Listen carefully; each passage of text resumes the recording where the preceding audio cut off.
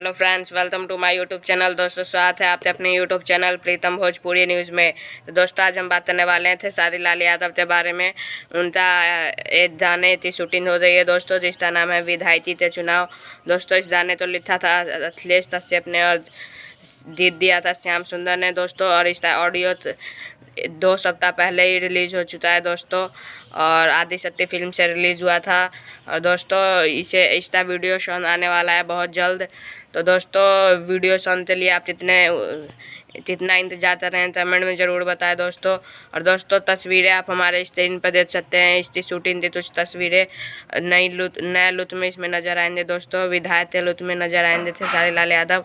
और दोस्तों, यह तस्वीरें आप तो कैसी लगी ये भी कमेंट में ज़रूर बताएं। और वीडियो तो लाइक ज़रूर कर दीजिए, चैनल पे नए तो सब्सक्राइब कर दीजिए, और बेल आइकन दबाना ना भूलें ताकि हमारी हर लेटेस्ट अपडेट सबसे पहले सबसे तेज आप तक पहुँचे। जय हिंद, जय भारत।